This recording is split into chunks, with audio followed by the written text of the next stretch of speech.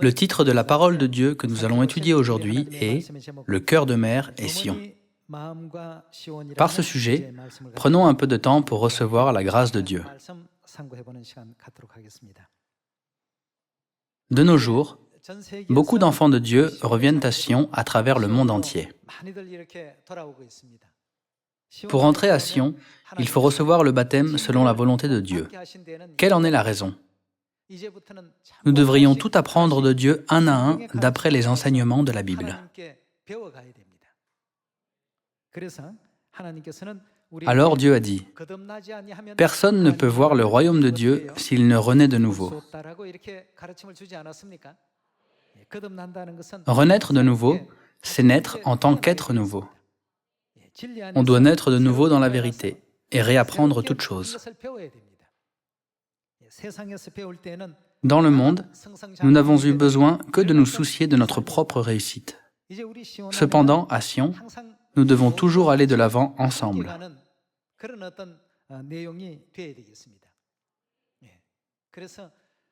Nous devrions partager la tristesse, les épreuves, la joie et tous les problèmes ensemble, à Sion. Ceci ne peut se faire que si nous avons le cœur de mère.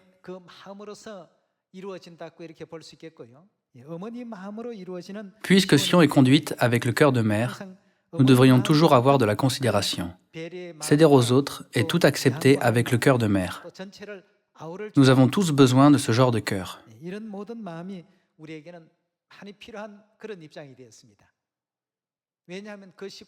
C'est parce qu'il faut les mains de ceux qui encouragent et prennent soin des membres.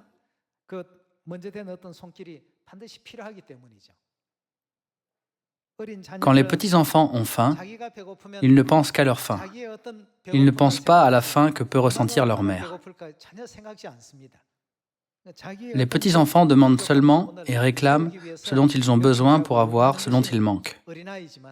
Pourtant, la Bible nous dit de mettre notre attitude enfantine derrière nous, puisque nous sommes devenus adultes, et de jeter la vie que nous avons vécue en ne pensant qu'à nous-mêmes, pour devenir matures.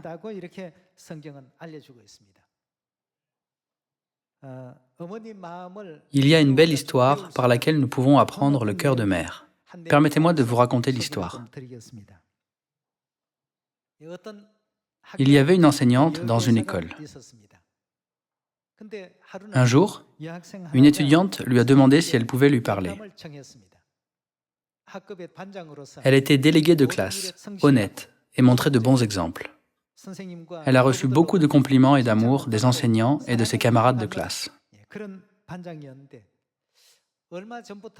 Mais récemment, l'enseignante a remarqué qu'elle semblait effrayée, comme si quelque chose la préoccupait. L'étudiante est venue dire à l'enseignante que tous ses camarades étaient partis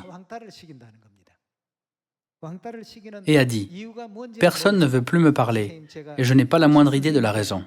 Pensez-vous que je fais quelque chose de mal envers vous ou envers les camarades de classe ?» Dans les yeux de l'enseignante, elle était une bonne étudiante avec un bon comportement et se dévouait toujours pour ses camarades. Elle était bonne dans tout, et l'enseignante ne trouvait aucune raison pour laquelle les élèves la rejetaient. Alors, l'enseignante a appelé les élèves un par un et a eu une conversation privée avec eux. Elle leur a demandé si quelque chose se passait dans leur classe.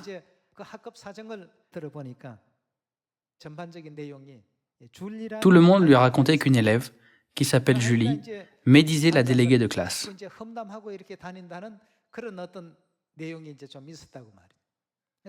L'enseignante était la seule qui n'était pas au courant de cela, mais tous les élèves de cette classe le savaient. Alors, l'enseignante y a réfléchi pendant plusieurs jours. Elle a pensé appeler Julie et lui demander pourquoi elle agissait ainsi envers la déléguée de classe. Mais elle ne voulait pas la blesser. Comment puis-je aider tout le monde à avoir un bon cœur, sans qu'ils ne se sentent blessés? L'enseignante y a réfléchi pendant plusieurs jours. Puis, l'enseignante a rendu visite à chacun des parents d'élèves et leur a demandé un accord. Elle leur a expliqué « C'est ce qui se passe dans ma classe en ce moment. J'ai besoin d'aider chacun à se corriger soi-même, sans heurter ses sentiments. Alors, j'aimerais vous demander de me faire confiance et de me soutenir avec ce que je vais faire. De cette manière, tous les parents se sont mis d'accord avec elle. Le jour suivant, elle est allée à l'école de bonne heure le matin et a écrit en gros sur le tableau « Un jour pour être exclu ». Et elle a annoncé aux élèves « À partir d'aujourd'hui, chacun de vous va faire une expérience pour se faire oublier durant une journée. Nous allons tirer au sort. Il ne sera pas permis à celui qui est tiré au sort de parler aux autres toute la journée. Il ne vous est pas permis d'aider cet étudiant même s'il a besoin d'aide. Vous ne devez jamais l'aider, ni lui parler. Il ne vous est même pas permis de déjeuner avec lui. » C'était un projet pour que chaque étudiant fasse l'expérience d'être tenu à l'écart toute une journée. Il y avait un garçon connu pour son humour. Tout le monde l'aimait bien dans la classe. Il a été tiré au sort le premier jour. Il ne lui était pas permis de parler à quiconque, même à celui qui était assis à ses côtés, toute la journée. Et il n'était permis à personne de jouer avec lui. Et même à l'heure du déjeuner, il ne lui était permis de manger avec personne. Il devait passer toute la journée comme cela jusqu'à la fin du dernier cours. Après la fin du dernier cours, l'enseignante lui a demandé « Qu'est-ce que ça a fait d'être exclu toute la journée aujourd'hui ?» Alors, le garçon a dit « Maîtresse, doit-on faire ceci? C'est horrible. Doit-on vraiment faire ceci ?» Alors l'enseignante a répondu « C'est seulement pour une journée. À quel point cela peut-il être dur? De cette manière, pendant 2 semaines, chacun dans cette classe, à son tour, a été tenu à l'écart toute une journée. Ils l'ont fait chaque jour. Et quand le dernier cours arrivait à sa fin, l'enseignante a permis aux élèves de décrire comment c'était d'être exclu toute une journée. Alors chaque élève a dit « Je n'ai vraiment pas aimé cela du tout. » Finalement, Julie a été tirée au sort. Quand Julie a été tirée au sort, elle a dit à l'enseignante « Je ne veux pas faire cela. C'est seulement les élèves qui ne sont pas populaires qui sont tenus à l'écart. Alors pourquoi quelqu'un comme moi doit faire quelque chose comme cela ?» Elle s'est exprimée froidement. Puis l'enseignante a dit « Tous les autres élèves l'ont fait. C'est une formation très importante. Alors suis-la, s'il te plaît. » Julie devait être laissée de côté toute la journée comme les autres élèves qui l'avaient fait. Les autres élèves parlaient les uns aux autres, mais ils l'ont tous rejetée quand elle essayait de se joindre à leur conversation, en disant « Tu as été tiré au sort aujourd'hui, alors tu ne peux pas rester avec nous. » Personne ne voulait manger avec elle ni lui parler. Elle était là, mais elle était traitée comme si elle n'était pas là. C'était terrible. À la fin du dernier cours, Julie a dit à tous ses camarades ce qu'elle a ressenti en étant mise à l'écart toute la journée.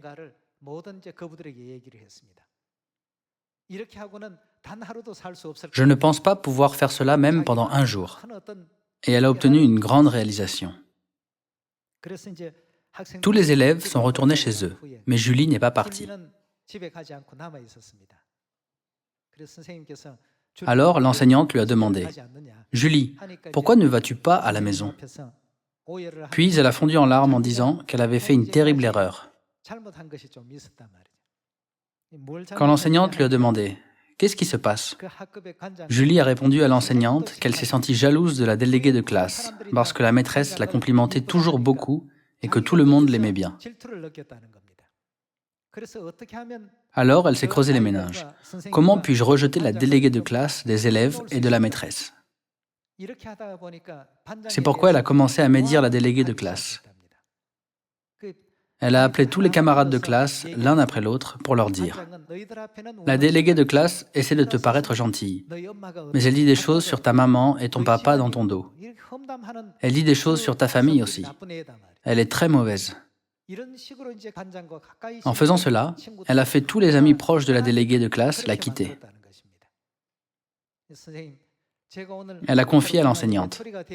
Mais après avoir expérimenté d'être mise à l'écart toute la journée, j'ai réalisé que j'ai pu faire une chose pareille. En pleurant à chaudes larmes devant la maîtresse, elle lui a demandé de lui pardonner d'avoir éloigné la déléguée de classe de tous les autres élèves en leur racontant des mensonges à son sujet. Après cela, tous les élèves sont devenus unis. Grâce à la sagesse de l'enseignante, la classe entière est devenue unie. Et la fille a réalisé que ce qu'elle a fait était mauvais.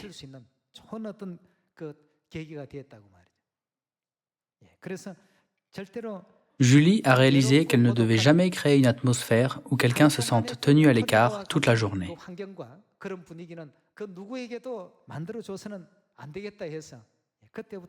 Dès ce moment, les élèves ont essayé de rendre la classe entière unie, pour que personne n'ait à se sentir exclu. Ils n'ont pas réalisé combien ils pouvaient blesser les autres jusqu'à ce qu'ils en fassent eux-mêmes l'expérience. Quand certains élèves ont exclu un certain camarade, ils les ont rejoints, et quand certains ont refusé de jouer avec un certain élève, ils les ont aussi rejoints. Mais en étant traités comme un paria, ils ont réalisé combien cela blesse. Tous les élèves de la classe ont appris une leçon importante et décidé de ne pas heurter les sentiments de quiconque de cette manière.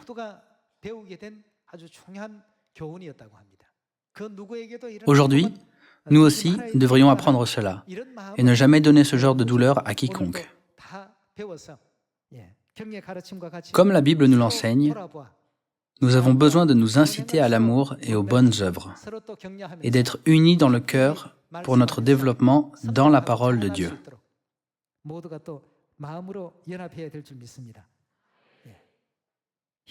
Voyons dans l'Épître aux Hébreux, chapitre 10, verset 22.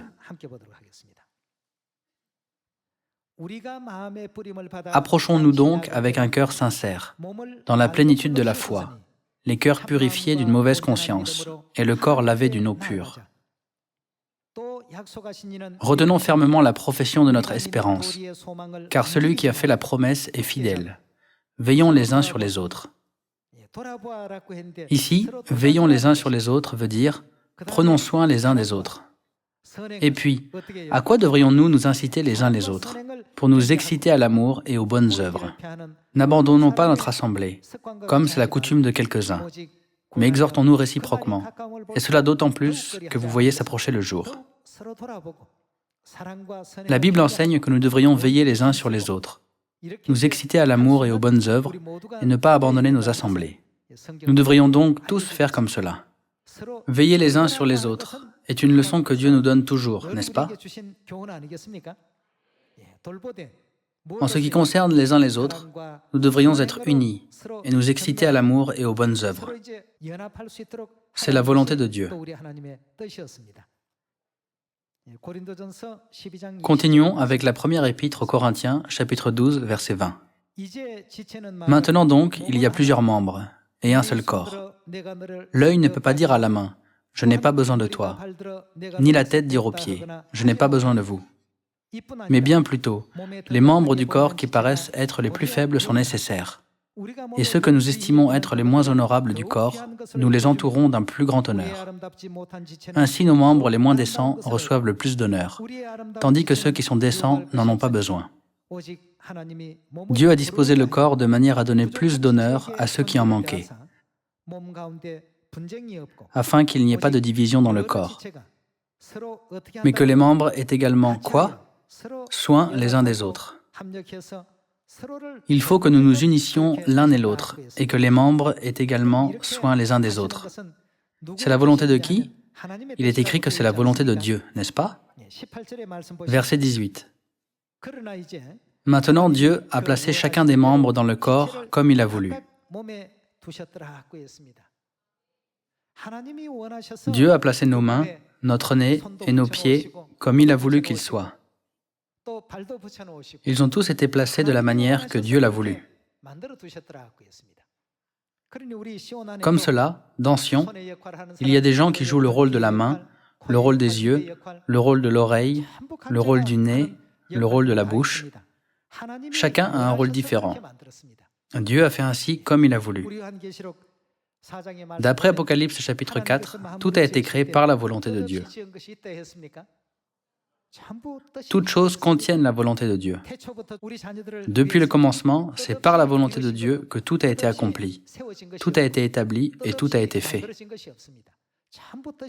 Toutes choses contiennent la volonté de Dieu. Dieu a placé les membres dans le corps, chacun comme il a voulu qu'il soit. Cet enseignement me rappelle soudainement une vieille histoire. Il était une fois une dispute apparue dans les membres du corps. Le pied a dit « Vous êtes inutiles sans nous. Sans nous, vous seriez incapables d'aller n'importe où, même si vous le vouliez. Nous vous supportons toujours depuis le plus bas du corps. Alors nous sommes ceux qui travaillent le plus. »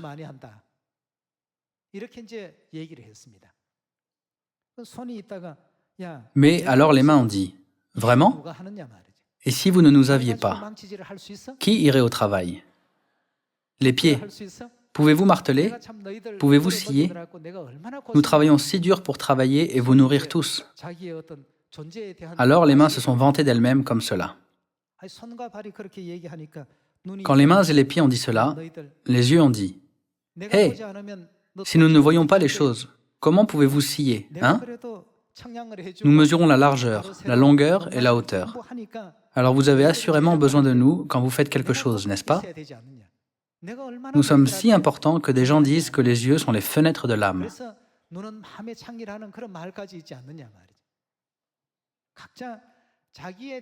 Chaque membre du corps se vantait de lui-même. Les oreilles et le nez et tous les autres membres parlaient de ce qu'ils ont fait. Et finalement, ils ont tous travaillé dur. Tous les membres faisaient quelque chose que les autres membres ne pouvaient pas faire. Alors, ils ont commencé à parler de la langue. Nous travaillons si dur et souffrons beaucoup. Les dents travaillent dur toute la journée, car elles ont besoin de mâcher les aliments. Mais la langue ne fait rien. Elle prend juste la délicieuse nourriture et la mange.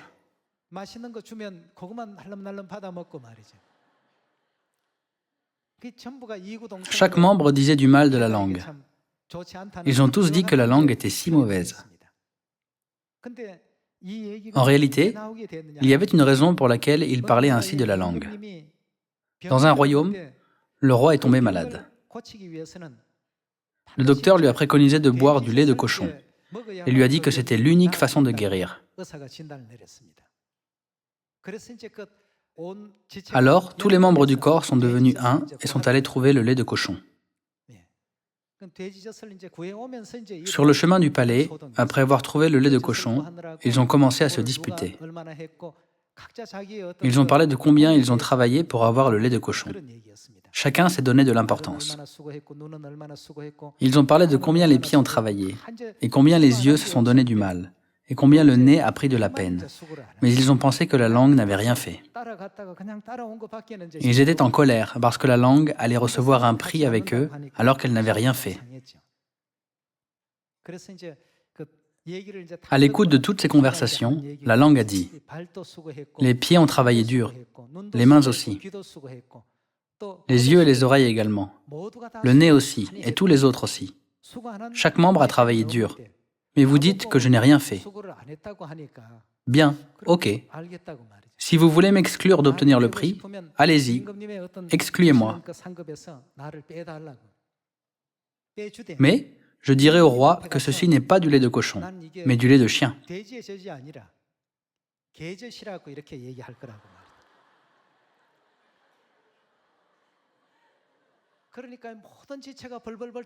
Alors, tous les membres étaient choqués et tremblaient. Ils pourraient mourir ou vivre selon ce que la langue avançait. Alors, ils se sont tous excusés auprès de la langue en disant « Dis la vérité au roi, s'il te plaît. Dis-lui que c'est le lait dont il a besoin. Dis au roi ce que c'est, s'il te plaît. »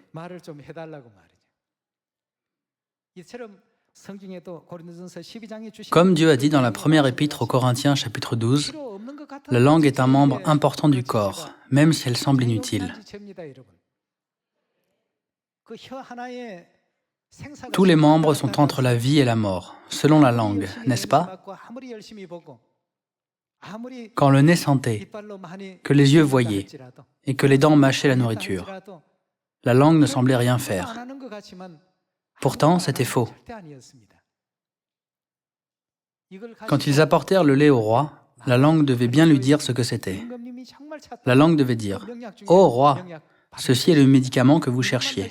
Si vous le buvez, vous irez mieux. » Mais puisque la langue allait dire « Ce n'est pas du lait de cochon, mais du lait de chien », ils tremblaient tous. Frères et sœurs, est-ce que Dieu enverrait un membre inutile à Sion? Nous avons besoin de tous les membres. C'est pourquoi nous devons d'autant plus nous unir. Quand les prophètes ont prophétisé sur notre Sion, ils ont dit que la douleur et les gémissements s'enfuiront de Sion, et tout le monde deviendra un être nouveau à Sion. Ouvrons le livre d'Ésaïe, chapitre 51. Ésaïe, chapitre 51, verset 11. « Ainsi les rachetés de l'Éternel retourneront. Ils iront à Sion avec chant de triomphe, et une joie éternelle couronnera leur tête. L'allégresse et la joie s'approcheront. La douleur et les gémissements feront quoi? S'enfuiront. » Dans Sion, nous devons tous avoir le cœur de mère. C'est ainsi que Sion devrait être. Ésaïe, chapitre 35, verset 8. Il y aura là un chemin frayé, une route, qu'on appellera la voie sainte. Nul impur n'y passera. Elle sera pour eux seuls. Ceux qui la suivront, même les insensés, ne pourront s'égarer. Sur cette route, point de lion. Nulle bête féroce ne la prendra. Nul ne s'y rencontrera. Les délivrés y marcheront. Les rachetés de l'Éternel retourneront. Ils iront à Sion avec chant de triomphe, et une joie éternelle couronnera leur tête. L'allégresse et la joie s'approcheront. La douleur et les gémissements feront quoi? S'enfuiront. Où se passeront toutes ces choses? Dans Sion. Si nous voulons avoir la joie et l'allégresse éternelle, et faire que la douleur et les gémissements s'enfuient, tous les membres de Sion doivent avoir le cœur de mère envers chacun. Qu'est-ce que la Bible nous dit de faire? Nous devrions veiller les uns sur les autres. Dieu n'a pas dit que seule une certaine personne doit prendre soin des autres, mais il nous a demandé à tous de prendre soin les uns des autres et de nous encourager réciproquement à l'amour et aux bonnes œuvres. Sion devrait être ce genre d'endroit. Alors la douleur et les gémissements s'enfuiront, et nous pourrons nous vêtir de l'être nouveau que Dieu créera. Voyons un verset de plus dans l'Épître aux Éphésiens, chapitre 4, verset 22. Par rapport à votre vie passée, du vieil homme qui se corrompt par les convoitises trompeuses.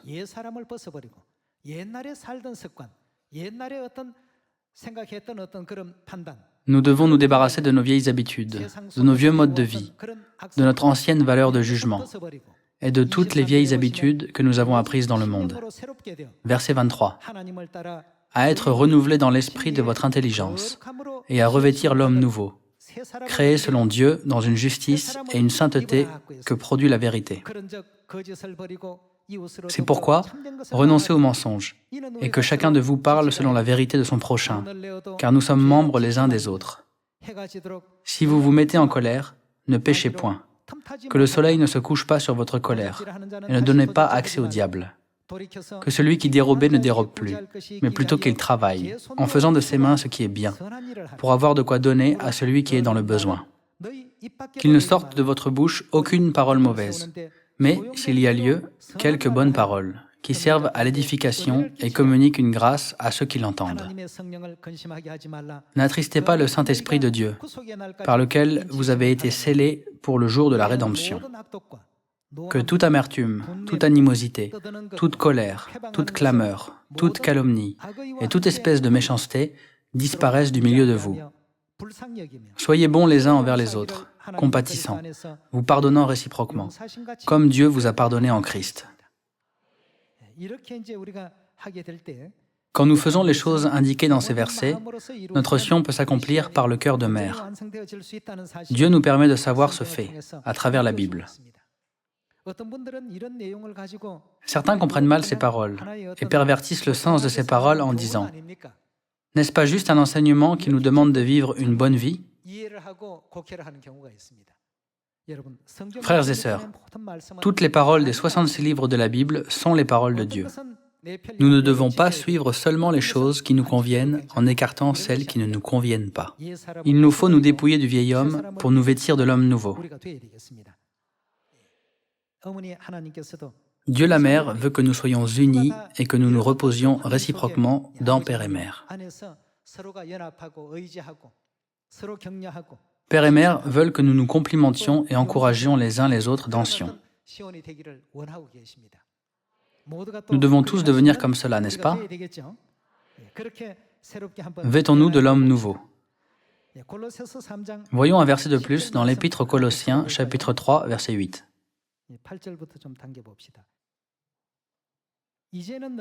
Mais maintenant, renoncez à toutes ces choses, à la colère, à l'animosité, à la méchanceté, à la calomnie, aux paroles équivoques qui pourraient sortir de votre bouche.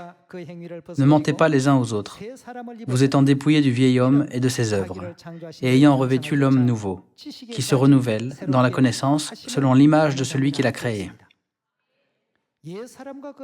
Que devrions-nous faire à propos de notre vieil homme et de ses œuvres?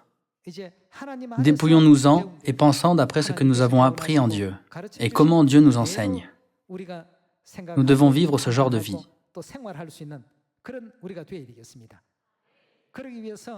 Pour ce faire, que dit le verset 2? Attachez-vous aux choses d'en haut et non à celles qui sont sur la terre, car vous êtes morts et votre vie est cachée avec Christ en Dieu. Quand Christ, votre vie, paraîtra, alors vous paraîtrez aussi avec lui dans la gloire. Faites donc mourir quoi? Ce qui, dans vos membres, est terrestre.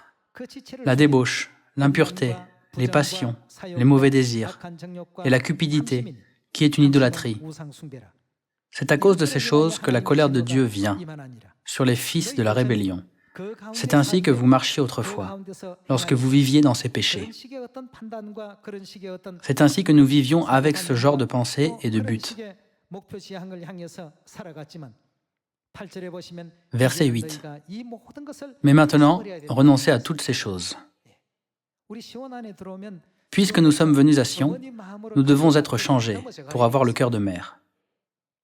Nous sommes tous membres bien-aimés de Sion, qui ont besoin les uns des autres et qui devraient s'unir les uns avec les autres. Notre Dieu a donc dit, si vous voulez que l'Évangile marche bien, unissez-vous. Voyons un verset de plus avant de conclure le sermon. Épître aux Colossiens, chapitre 2, verset 18. Que personne, sous une apparence d'humilité et par un culte des anges, ne vous ravisse à son gré le prix de la course, tandis qu'il s'abandonne à ses visions. Il est enflé d'un vain orgueil par ses pensées charnelles, sans s'attacher au chef, dont tout le corps, assisté et solidement assemblé par des jointures et des liens, fait quoi? Tire l'accroissement que Dieu donne. Tout devrait être fait en unité. Le corps humain ne peut grandir que quand toutes les jointures et tous les liens sont unis les uns aux autres et deviennent un avec la tête. Il en est de même pour notre Église. Maintenant, beaucoup de nos frères et sœurs reviennent à Sion rapidement. Nous devrions être patients avec eux et les conduire avec le cœur de mère, pour qu'ils s'adaptent au monde de Dieu et changent pour mériter d'être le peuple de Dieu. Nous devrions les guider, les réconforter et nous encourager mutuellement, pour que nous puissions tous aller au royaume éternel des cieux. De nombreux frères et sœurs doivent venir. Quand nous apprendrons le cœur de mère et aurons le cœur de mère, Dieu nous les enverra plus vite.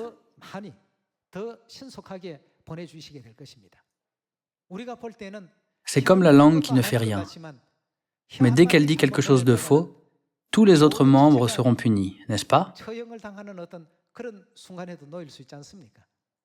Ce n'est pas que la langue ne fait rien. Tout un chacun joue son rôle. Alors, soyons unis. Soyons unis aujourd'hui, soyons unis demain, et soyons toujours unis pour que la bonne nouvelle de l'Évangile de Père et Mère soit prêchée à toutes les 7 milliards de personnes. En faisant cela, toutes les Sions, grandissons ensemble en Père et Mère. En espérant que vous aurez reçu beaucoup de grâce, j'aimerais conclure le sermon d'aujourd'hui. Merci beaucoup.